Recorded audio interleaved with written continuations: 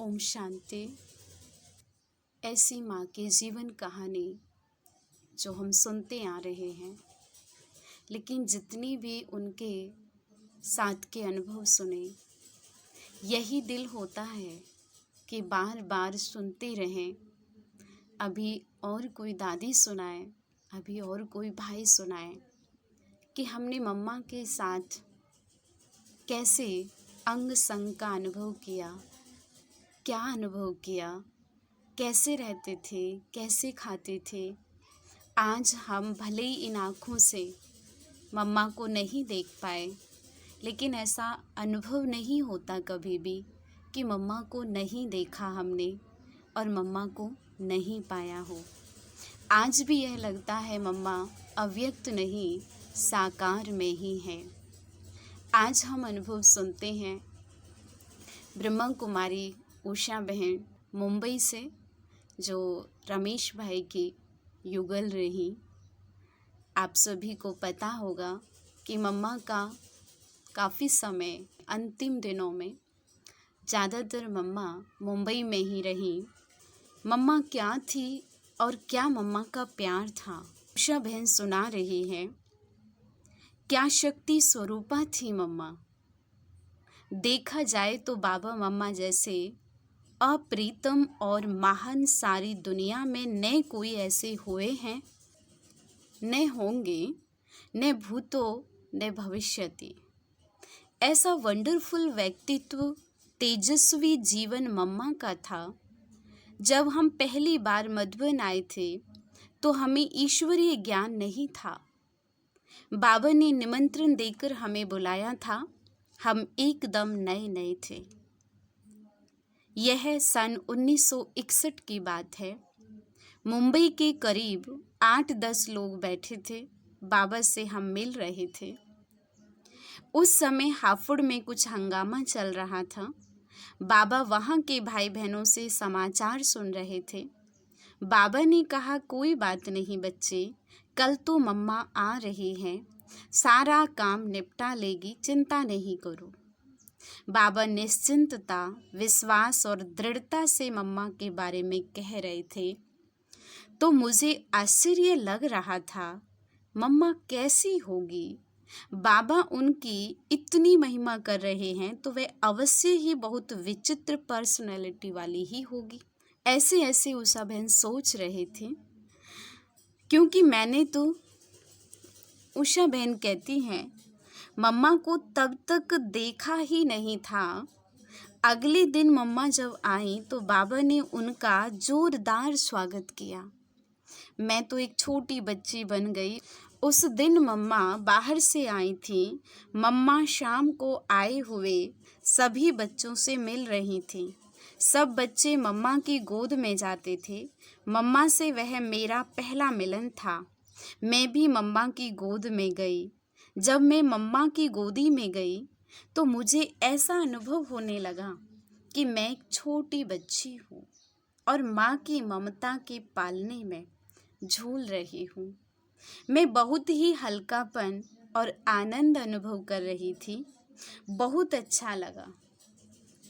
मम्मा से मिलने से पहले जब हम बाबा से मिले तो बाबा मुझे कह रहे थे, बच्ची तुम मम्मा को पहचानती हो। मैंने कहा, बाबा हमने मम्मा को देखा ही नहीं तो पहचाने कैसे। बाबा ने कहा, देखो बच्ची, कल मम्मा आ रही है, उनको तुम अच्छी तरह से देखना। वो कैसे बैठती है, कैसे उठती है, कैसे चलती है, ये सब पूरा निरीक्षण करना।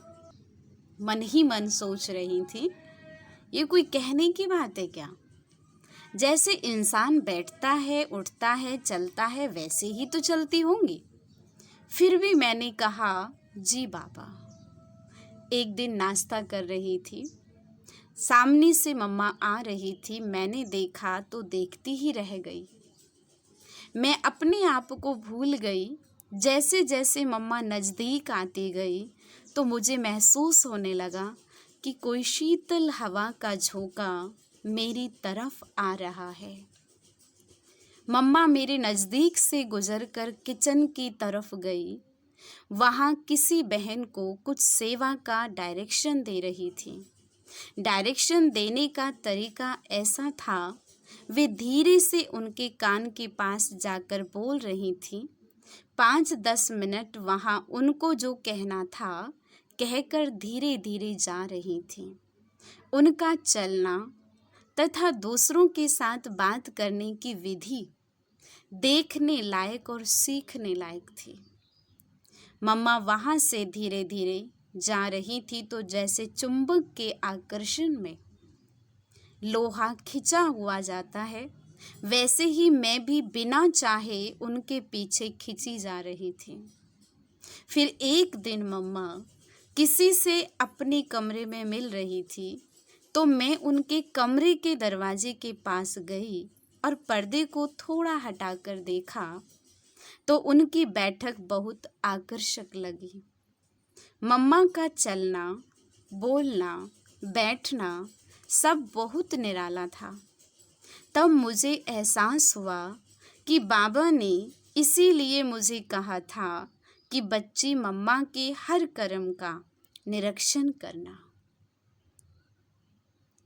हमें मम्मा के बहुत नज़दीक रहने का और उनको देखने का सौभाग्य मिला। मम्मा अपने अंतिम सालों में करीब 22 महीने मुंबई में रही। उसमें से 18 महीने तो हमारे घर में ही रही। हम मम्मा के साथ ऐसे रहते थे जैसे अपनी लौकिक माँ के साथ रहते हैं। मुंबई में रमेश भाई के घर में ही गीता पाठशाला चलती थी उस समय। तो उषा बहन बता रही हैं कि सारी सेवाएं करके फिर मम्मा के साथ में जो व्यवहार में आते थे, कार्य व्यवहार में, तो ऐसे लगता था जैसे हमारी माँ, असली माँ यही है। मम्मा असाधारण थीं, अलौकिक थीं। उनका वर्णन शब्दों की सीमा में नहीं आ सकता। वे सीमा अतीत थीं, वर्णन अतीत थीं। ऐसी माँ की लालना पालना में पले हम बच्चे अति सौभाग्यशाली हैं। इसी तरह रानी दीदी जो मुजफ्फरपुर से हैं, वह भी अपना अनुभव सुनाती हैं कि मम्मा के अंग संग और मम्मा को देखने का, मम्मा की पालना लेने का शुभ अवसर, सौभाग्य हमको भी प्राप्त हुआ। वह सुनाती है मम्मा से जब आबू के कोटा हाउस में मिली तब मेरी आयु लगभग 6 वर्ष थी। हम बाबा और मम्मा के सामने आकर बैठे तो मातेश्वरी का जो चुंबकीय व्यक्तित्व, माँ का वो रूहानी आकर्षण और उनका दिव्य स्वरूप, ऐसे लगा जैसे कि मम्मा अव्यक्त लोक से संपूर्णता लेकर आई हो। मैं अपने स्थान से उठी और मम्मा की गोद में चली गई। मम्मा ने सिर पर अपना वरदानी हाथ रखते हुए मेरी पीठ पर भी हाथ फिराया। उस समय मेरे अंदर बहुत शक्ति भर गई। मुझे ये अनुभव हुआ कि मैं इस लोक में नहीं हूँ, दूसरे और कोई लोक में हूँ। मैं वहाँ से जैसे कि गुम हो गई। जब भी मम्मा का दिल्ली में आना होता था तो हमें सेवा केंद्र पर मम्मा के स्वागत के लिए डांस करना सिखाया जाता था। बचपन से ही मेरे अंदर डांस करने का संस्कार था। एक दिन मेरा डांस देखकर स्कूल में हमारी टीचर ने कहा तुम स्कूल में भी डांस करो। उस समय मैं करीब 8 वर्ष की थी। जब मम्मा दिल्ली में आई तो मैंने मम्मा से पूछा, मम्मा हमारे स्कूल की टीचर ने डांस के लिए निमंत्रण दिया है, क्या मैं जा सकती हूँ? मम्मा ने कहा, बच्ची तुम साधारण बच्ची नहीं हो, तुम्हारा पार्ट विशेष है। अगर निमंत्रण दिया है तो इस बार उसको स्वीकार करो। दोबारा उस सांसारिक वातावरण में तुम्हें कभी नहीं जाना है। किसी भी कुसंग में नहीं जाने की यह प्रेरणा मातेश्वरी जी ने ही रानी दीदी को दी। एक बार रानी दीदी जी के रिश्तेदारों ने कहा, तुम सभी सदा एक ही जैसे सफ़ेद कपड़े पहनते हो, ये ठीक नहीं है। जब लौकिक में जाते हो तो लौकिक वालों जैसे रहना चाहिए, और सत्संग में जाते हो तो सत्संग वालों जैसा रहना चाहिए। मैंने मातेश्वरी जी से सारी बातें कहीं तो उन्होंने कहा, बच्ची, तुम सच्चे बाप के सच्चे बच्चे हो। तुम बच्चों का रूप बदल नहीं सकता। कैसा भी वातावरण हो, तुम्हारे वस्त्र सफ़ेद ही रहेंगे। तुम कहीं भी जाओ, तुम्हारा मन, वचन, कर्म एक ही जैसा रहना चाहिए। वे तो सांसारिक मनुष्य हैं, मायावी रंग में रंगे हुए हैं, इसलिए हर रोज़ अनेक रूप बदलते रहते हैं। तुम्हें किसी के प्रभाव में नहीं आना है, सदा एक बाप के संग में रहना है। रानी दीदी की उस समय उम्र बहुत छोटी थी, लेकिन उन्होंने अनुभव किया कि मम्मा ने हमें छोटे बच्चे समझकर कोई कमी हमारे अंदर रहने नहीं दी। मम्मा हर प्रकार की धारणा की बातें सुनाती। हमें याद ही नहीं कि हमने बाहर के लोगों के घर का खाना खाया हो अथवा रंगीन कपड़े पहने हो। मैं सदा सफ़ेद कपड़े ही पहनती थी। स्कूल जाते हुए भी सफ़ेद कपड़े ही पहनती थी। मुझे संकल्प भी नहीं आता था कि मैं रंगीन कपड़े पहनूं, बाजार की चीज़ें खाऊं। मैंने अमृतसर सेवा केंद्र में रहकर 9वीं और 10वीं की पढ़ाई पढ़ी। मम्मा आबू से जब पहली बार सेवा के लिए बाहर निकली, तब वे दिल्ली भी आई। उनका स्वागत कार्यक्रम हुआ। मैं वहीं भीड़ में खड़ी थी और मम्मा को ही देखती रही। लेकिन आश्चर्य की बात यह थी, उस भीड़ में भी मम्मा की दृष्टि मेरे पर पड़ी। उन्होंने आकर मेरी उंगली पकड़ी और अपने साथ कार में वहाँ ले गईं जहाँ उनको ठहरना था। जब तक मम्मा दिल्ली में रहीं, तब तक मुझे अपने पास ही रखा। इस प्रकार मम्मा की रूहानी दृष्टि ने मेरे जीवन को परिवर्तन कर मेरे भाग्य को जगा दिया। एक बार मम्मा अमृतसर में आई। एक दिन वहाँ सबको आइसक्रीम खिलाई गई। मैंने छोटी बहन के कारण आइसक्रीम थोड़ी ज़्यादा ही खा ली।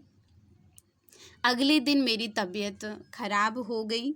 बहुत सर्दी, जुखाम, बुखार, यहाँ तक कि सांस लेने में भी कष्ट हो रहा था। जब मम्मा को ये पता पड़ा तो मम्मा हमारे पास आई और मुझे अपनी गोद में करीब आधा पौना घंटा बिठाकर पीठ पर हाथ फेरती रही। तब जाकर मेरी सांस लेने की क्रिया ठीक हुई और धीरे धीरे बुखार उतरा। अगले दिन मैं ठीक भी हो गई। इस प्रकार मम्मा ने अपने वरद हस्तों से, अपने प्यार की शक्ति से मेरे कष्ट को हर लिया।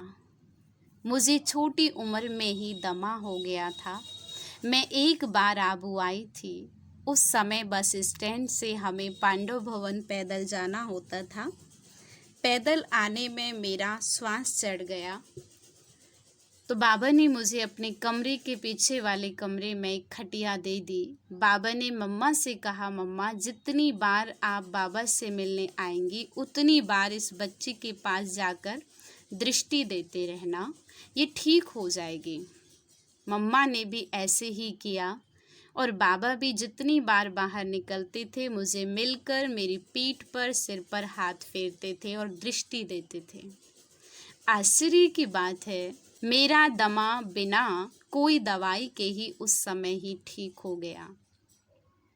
यह हमारा परम सौभाग्य है कि माँ सरस्वती की पालना ली, उनकी ज्ञान वीणा की मधुर तान सुनी। मम्मा हमारे जीवन का आधार बनी। उनकी याद और आदर्श में जीवन हमारे लिए संजीवनी है। ओम शांति।